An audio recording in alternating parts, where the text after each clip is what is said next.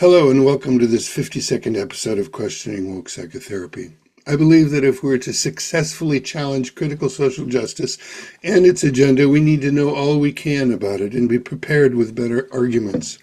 Toward that end, I've created a multiple-choice quiz with 10 questions for you to test your basic knowledge of critical social justice, also known as woke. Each question has two correct answers. One corresponds to what the woke would say, the other is what is actually or also true, but usually hidden. The other two answers will either just be wrong or plain silly. Are you ready to test your knowledge and get prepared? Great, let's jump right in. I'll pose each question and the four possible answers. They're also on the screen so that you can read along with me. You might want to get a pen and paper so you can write down your two answers for each question. Go ahead and pause the video if you need to. You back? Here we go with the questions. At the end, I'll reveal the answers so you can see how you did. Remember, your first answer is what the woke would say, and the second answer is what isn't usually said by woke, but is also true. First question. What is cultural appropriation? A. Behaving in a culturally appropriate manner. B. Adopting elements of one culture by members of another culture without permission or understanding. C. The main way that multiculturalism can work and provide any value. D. Using technology that wasn't created by people with the same skin color as you. Question number 2. What is intersectionality? A. The interconnected nature of social categorization such as race, sex, and gender to determine where individuals are on a hierarchy of privilege and disadvantage. B. The study of traffic patterns. C. A crude tool for establishing moral superiority that doesn't account for individual variation in each category. D. Judith Butler's claim to fame. Question number 3. What does the term microaggression mean? A. A small military operation. B. A fight between amoebas. C. A relatively minor and usually unintended offense that is amplified in its significance and impact by resentment and a sense of fragility. D. Everyday verbal or behavioral indignities that communicate hostile or negative slights. Question number 4. What do implicit bias tests measure? A. Subconscious attitudes that affect understanding, actions, and decisions. B. A person's capacity to commit acts of violence. C. No one knows exactly, but they provoke more prejudice and conflict than they remedy. D.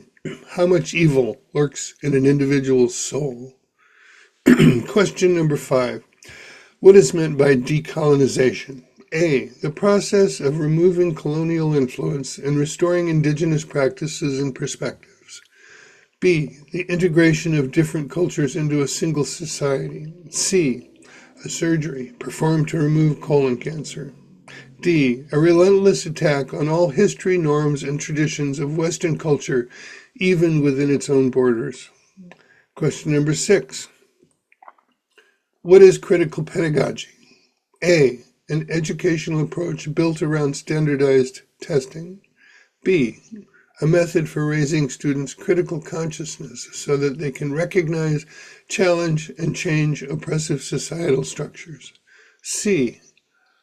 A strong argument for homeschooling. D. An indoctrination in Marxist ideology that neglects core curriculum and provokes polarization and conflict within classrooms and with parents. Question number 7. What is white fragility? A. Discomfort and defensiveness on the part of a white person when confronted by information about racial inequality and injustice. B. The fundamentally weak character of white people. C. The inability of white people to accomplish anything without slaves. D. An effective go-to dismissal of any objections to critical social justice ideology raised by a white person. Question number 8. What purposes are served by meta-narratives? A. They provide great fairy tales for children. B. They're an effective way to agitate postmodernists. C. They provide shared stories that are necessary for establishing social cohesion and collaboration. D. They are the means by which an elite class maintains its power to oppress the masses for its own advantage. Question number 9. What is meritocracy? A way to optimize outcomes by moving people into positions of success, power, and influence based on their demonstrated abilities and merit. B. A form of dictatorship based on who can pull a sword out of a stone. C.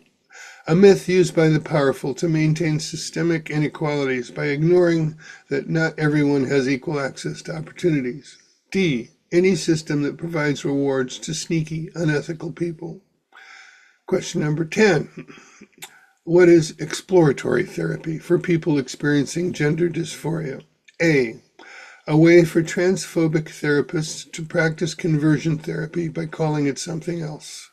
B. A therapeutic modality that takes clients on nature adventures. C. Using psychedelic substances to facilitate exploration of the deep unconscious mind. And D.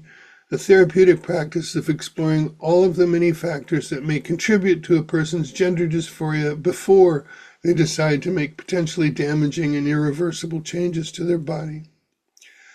Before revealing the answers, if you're liking this video, give it a like, subscribe, and do all the other things that you can to support my channel.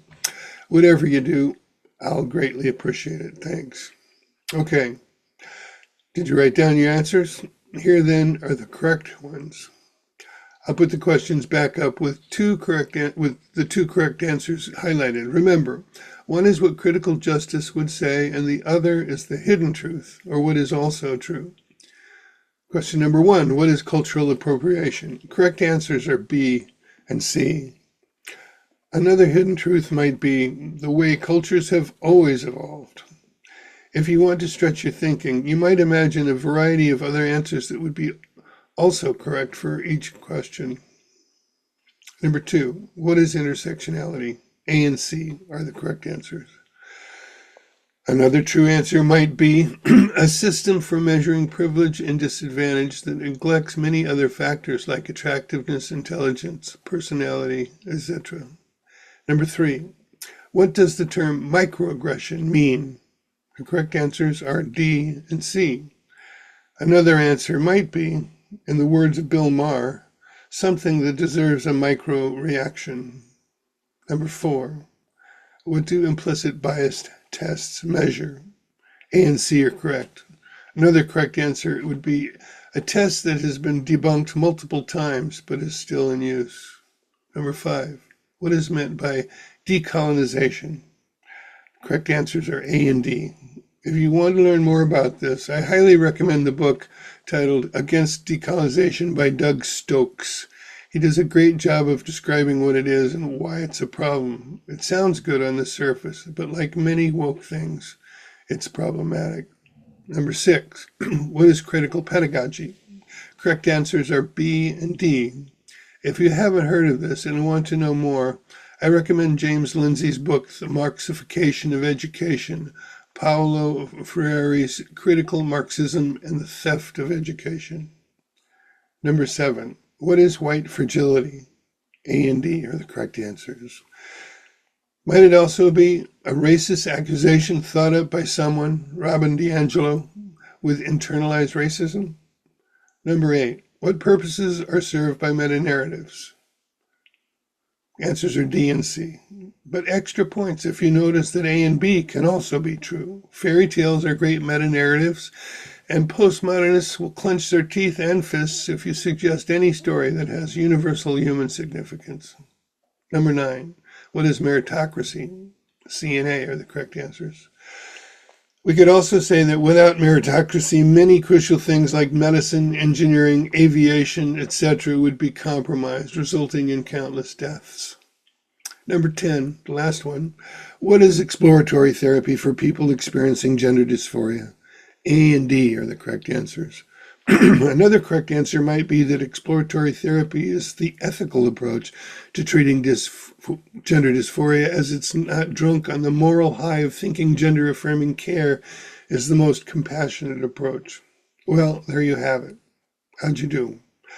I hope you found this engaging and thought-provoking. Again, see if you can come up with your own additional answers to these questions. My point hasn't been that the woke are always wrong. Often they are, but most often they just don't tell the whole truth. And it turns out what they omit is important. For those of us who are inclined to resist and challenge their ideology and agenda, it's important that we learn all we can about it and develop our arguments. If this video has served that purpose for you in any way, I'm happy. Or if you just had fun with it, I'm happy about that too. Finally, I want to give a plug for Helen Pluckrose's new book, The Counterweight Handbook, subtitled Principled Strategies for Surviving and Defeating Critical Social Justice in Work, Schools, and Beyond. She's a great job at accurately portraying critical social justice and offering sound arguments against it. That's it for now. By the way, this 50-second video marks the accomplishment of my goal to create a video every week for a year. If you've just congratulated me in your mind, thanks. Take care of yourself and each other, and I hope you'll join me for my next video. Bye.